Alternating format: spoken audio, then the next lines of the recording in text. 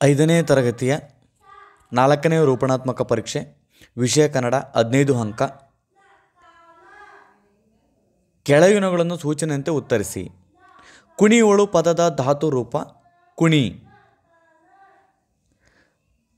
ಕಾಯಕ ಇದರ ಸಮಾನಾರ್ಥಕ ಪದಗಳು ದುಡಿಮೆ, ಕೆಲಸ.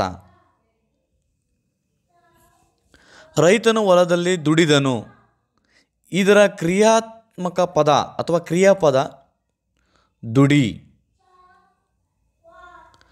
ಪಲ್ಲವರನ್ನು ಗೆದ್ದು ಮೆರೆದವರು ಮಹಿರವರ್ಮ. ಬನ್ನಿರಿ ಬನ್ನಿರಿ ನಮ್ಮ ಬಳಗ ಎಂದು ಕವಿ ವಲಸಿಗ ಹಕ್ಕಿಗಳಿಗೆ ಹೇಳುತ್ತಾರೆ. ಯಾವುದನ್ನು ನಾವು ದೇವರಲ್ಲಿ ಬೇಡಿಕೊಳ್ಳಬೇಕು? ಇರುವಿಗೊಂದು ಗುರಿಯನ್ನು ತೋರು ಎಂದು ದೇವರಲ್ಲಿ ಬೇಡಿಕೊಳ್ಳಬೇಕು. ಮಲ್ಲಜ್ಜಿಯ ನ್ಯಾಯಾಲಯವನ್ನು ಕುರಿತು ಬರೆಯಿರಿ ಅಥವಾ ನ್ಯಾಯಾಲಯದ ಬಗ್ಗೆ ಬರೆಯಿರಿ ಅಂತ ಕೇಳಿದರೆ, ಮಲ್ಲಜ್ಜಿ ಯಾರ ಮೇಲೂ ಸಿಟ್ಟು ಮಾಡಿಕೊಳ್ಳುವುದಿಲ್ಲ, ಎಲ್ಲರೊಂದಿಗೂ ನಗು ನಗುತ್ತಾ ಮಾತನಾಡ್ತಾಳೆ, ಜನರ ಸಮಸ್ಯೆಗಳನ್ನು ಸುಲಭವಾಗಿ ಪರಿಹರಿಸ್ತಾಳೆ, ಮಕ್ಕಳಿಂದ ಹಿಡಿದು ಮುದುಕರವರೆಗೂ ದೂರುಗಳನ್ನು ದೂರು ಮಾಡ್ತಾಳೆ. ಮಳಿಗೆಯ ಮುಂದಿರುವ ಚಪ್ಪಡಿ ಕಲ್ಲುಗಳೇ ಇಲ್ಲಿ ಕಟಕಟೆ. ಮಲ್ಲಜ್ಜಿಯ ಕೋರ್ಟ್ನಲ್ಲಿ ಯಾವ ವಕೀಲರು ಸಾಕ್ಷಿಗಳು ಬೇಕಿಲ್ಲ. ಎಷ್ಟೋ ಬಾರಿ ದೂರು ನ್ಯಾಯಾಲಯದಲ್ಲಿ ಬಗೆ ಅರಿದಿರುವುದಿಲ್ಲ. ಅಂತಹ ನ್ಯಾಯಾಲಯಗಳನ್ನು ಮಲ್ಲಜ್ಜಿ ಬಗೆಹರಿಸಿರ್ತಾಳೆ. ಇಲ್ಲಿ ಯಾವುದೇ ಕೋರ್ಟ್ ಶುಲ್ಕವಾಗಲಿ ವಕೀಲರ ಫೀಸ್ ಆಗಲಿ ಯಾವುದೂ ಇರುವುದಿಲ್ಲ. ಮಲ್ಲಜ್ಜಿ ನೀಡುವ ತೀರ್ಪು ಯಾವ ನ್ಯಾಯಾಧೀಶರ ತೀರ್ಪಿಗೂ ಕಡಿಮೆ ಇಲ್ಲ. ಆದ್ದರಿಂದ ಮಲ್ಲಜ್ಜಿಯ ಮಳಿಗೆಯನ್ನು ನಾವು ಜನತಾ ನ್ಯಾಯಾಲಯವಿದ್ದಂತೆ ಅಂತೇಳಿ ಕರಿತೀವಿ. ಬೇವೂರರ ನೇತೃತ್ವದ ಸೈನಿಕ ತುಕಡಿಯ ಸಾಹಸವನ್ನು ತಿಳಿಸಿ ಅಂತ ಕೇಳಿದರೆ, ಬೇವೂರರು ಭಾರತೀಯ ಸೇನಾಪಡೆಯ ತುಕಡಿಯ ಮುಖ್ಯಸ್ಥರಾಗಿ ರಾಜಸ್ಥಾನ ಮತ್ತು ಕಚ್ ದುರ್ಗಮ ಪ್ರದೇಶಗಳಲ್ಲಿನ ಸಾವಿರಾರು ಚದರ ಮೈಲಿ ಪಾಕ್ ನೆಲವನ್ನು ಆಕ್ರಮಿಸಿಕೊಂಡರು. ಹಾಗೆಯೇ ಬಾಂಗ್ಲಾದೇಶಕ್ಕೆ ಭಾರತದ ಸೇನೆ ಸಹಕರಿಸುವಂಥ ಸಂದರ್ಭದಲ್ಲಿ ಪಶ್ಚಿಮ ಪಾಕಿಸ್ತಾನಕ್ಕೆ ನುಗ್ಗೋದ್ರ ಮೂಲಕ ಸೇನೆಯ ಬಲವನ್ನು ಹೆಚ್ಚಿಸ್ತಾರೆ. ಇದು ಬೇವೂರರ ಸೈನಿಕ ತುಕಡಿಯ ಸಾಹಸವಾಗಿದೆ. ನೆಕ್ಸ್ಟು ಕಾಲಗಳು ಯಾವ್ಯಾವು? ಪ್ರತಿಯೊಂದಕ್ಕೂ ಒಂದೊಂದು ಉದಾಹರಣೆಯನ್ನು ಕೊಡಿ ಅಂತ ಕೇಳಿದರೆ, ಕಾಲಗಳು 3: ಭೂತಕಾಲ, ವರ್ತಮಾನ ಕಾಲ ಮತ್ತು ಭವಿಷ್ಯತ್ ಕಾಲ. ಭೂತಕಾಲಕ್ಕೆ ಒಂದು ಉದಾಹರಣೆ ಅಂದರೆ ಮಹೇಂದ್ರನು ಮನೆಗೆಲಸವನ್ನು ಮಾಡಿದನು.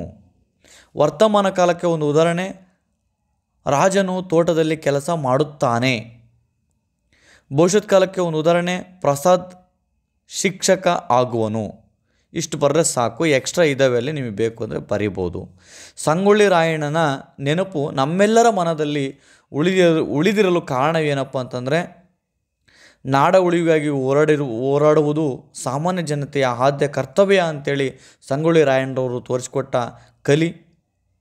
ಹಾಗೂ ಯೋಧನೊಬ್ಬನಿಗಿರಬೇಕಾದಂತಹ ಎಲ್ಲ ಲಕ್ಷಣಗಳು ಸಂಗೊಳ್ಳಿ ರಾಯಣ್ಣನ ರಕ್ತಗತವಾಗಿ ಬಂದಿದ್ದವು. ಬ್ರಿಟಿಷ್ ಸರ್ಕಾರದ ಅಸ್ತಿತ್ವವನ್ನು ಧಿಕ್ಕರಿಸಿ ಸೈನ್ಯ ಸಹಾಯವಿಲ್ಲದೆ ಗೆರಿಲ್ಲಾ ಯುದ್ಧ ತಂತ್ರದ ಮೂಲಕ ಬಲಾಢ್ಯ ಬ್ರಿಟಿಷ್ ಪಡೆಯನ್ನೇ ಚಿಂತೆಗೀಡು ಮಾಡಿ ಸಿಂಹ ಸ್ವಪ್ನವಾಗಿ ಬ್ರಿಟಿಷರಿಗೆ ಕಾಡಿದರು. ಕಿತ್ತೂರಿನ ಸ್ವತಂತ್ರ ಸಾಧನೆಗೆ ಹೋರಾಡಿದ ವೀರಮಣಿ ರಾಯಣ್ಣನ ನೆನಪು ನಮ್ಮೆಲ್ಲರ ಮನದಲ್ಲಿ ಉಳಿದಿದೆ. ನೆಕ್ಸ್ಟ್ ಬಂದರೆ ಇಂಗ್ಲೀಷು. ಇವಕ್ಕೆಲ್ಲವಕ್ಕೂ ಕೂಡ ಕ್ವಶನ್ಸ್ಗಳಿಗೆ ಆನ್ಸರನ್ನು ಬರೀಬೇಕು. ಇದಕ್ಕೆ ವಿರುದ್ಧ ಪದಗಳನ್ನು ಇಲ್ಲಿ ನೀವು ನೋಡ್ಬೋದು. ಇವುಗಳಲ್ಲಿ ಈ ಕ್ವಶನ್ಸ್ಗಳಿಗೆ ಪುಸ್ತಕವನ್ನು ಹುಡುಕಿಕೊಂಡು ನೀವು ಅತ್ಯುತ್ತಮವಾಗಿ ಈ ಪ್ರಶ್ನೆಗಳಿಗೆ ಉತ್ತರವನ್ನು ಬರೀಬೇಕು. ನೆಕ್ಸ್ಟ್ ರೈಟ್ ಎನಿ ನೌನ್ಸ್ ಏನಿದ್ದಾವೆ ಇವುಗಳಲ್ಲಿ ಯಾವುದಾದ್ರೂ ಪದಗಳನ್ನು ನೀವು ಗರ್ಲು, ಬಾಯಿ, school, dog, book, flowers, pencil ಇದರ ಯಾವ 4 ಅಥವಾ 5 ಪದಗಳನ್ನು ಬರೆದ್ರೆ ನೀವು ಸಾಕು. ನೆಕ್ಸ್ಟ್ ಬಂದರೆ ವಿಷಯ ಗಣಿತ. 18 ಗಂಟೆಯ 12 ರೂಪ ಅಂತ ಕೇಳಿದರೆ, ಇಲ್ಲಿ 18 ಗಂಟೆಯನ್ನು ಹಾಕಬೇಕು, 12ರಿಂದ ಕಳಿಬೇಕು, 6 ಉಳಿತೈತೆ, 6 PM ಬರ್ತೈತೆ, 6 PM. 12ರಿಂದ ಕಳೆದ ತಕ್ಷಣ 6 PM ಆಗುತ್ತೆ.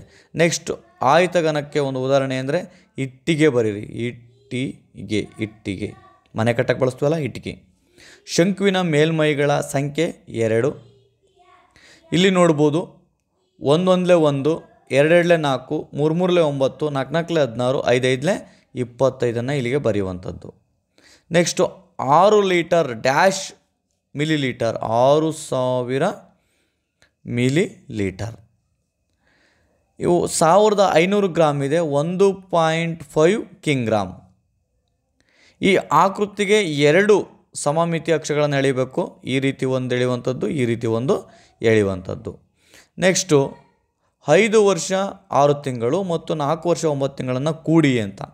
ಫಸ್ಟು 5 ವರ್ಷ 4 ತಿಂಗಳು ಹಾಕಬೇಕು, ಆಮೇಲೆ ಈ ರೀತಿ ಹಾಕಬೇಕು. ಇಲ್ಲಿ 6ಕ್ಕೆ 9 ಕೂಡಿದ್ರೆ 15 ಬರ್ತಿತ್ತೆ. 15ರಲ್ಲಿ 12 ಕಳಿಬೇಕು. ಯಾಕೆಂದರೆ ಒಂದು ವರ್ಷ ಆಗಬೇಕು ಅಂದ್ರೆ 12 ತಿಂಗಳು ಬೇಕು. ಕಳೆದಾಗ 3 ಉಳಿತೈತೆ, ಈ 3 ತಿಂಗಳಿಗೆ ಬರೀಬೇಕು.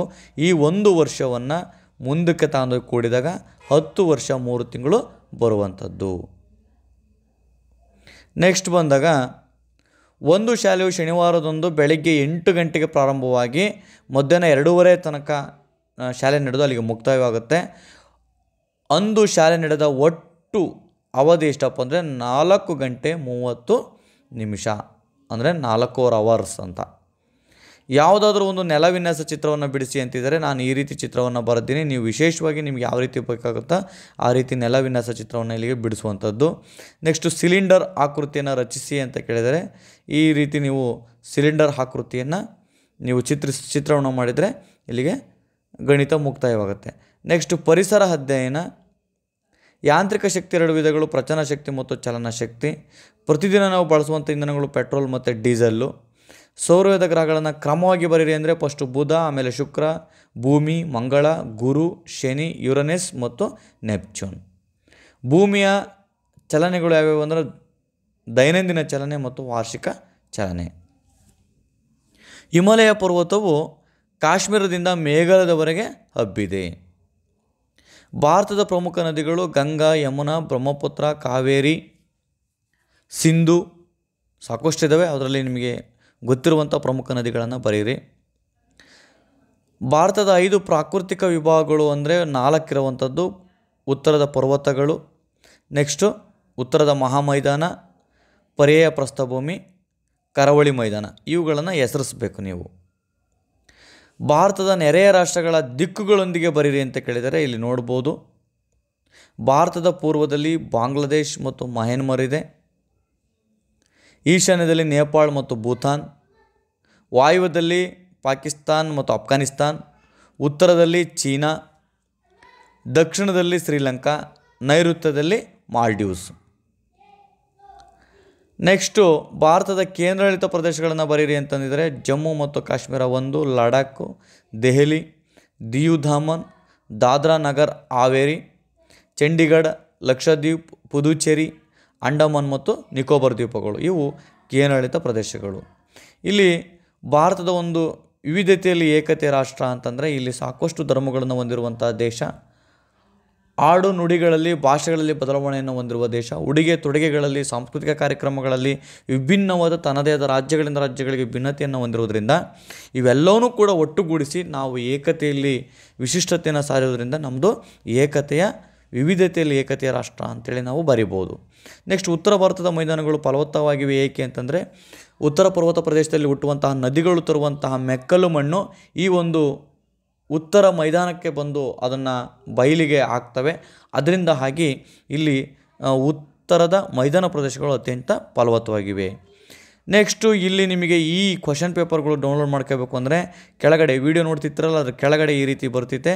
ಇಲ್ಲಿ ಮೋರ್ ಅನ್ನೋದ್ರ ಮೇಲೆ ನೀವು ಕ್ಲಿಕ್ ಮಾಡಿದರೆ ಅಲ್ಲಿ ಆ ಕ್ವಶನ್ ಪೇಪರ್ ಡೌನ್ಲೋಡ್ ಲಿಂಕ್ ಕಾಣುತ್ತೆ. ಆ ಲಿಂಕ್ ಮೇಲೆ ಟಚ್ ಮಾಡಿದರೆ ನೀವು ಕ್ವಶನ್ ಪೇಪರ್ಗಳನ್ನು ಡೌನ್ಲೋಡ್ ಮಾಡ್ಕೋಬೋದು ಅಂತ ಹೇಳ್ತಾ thank you for watching video.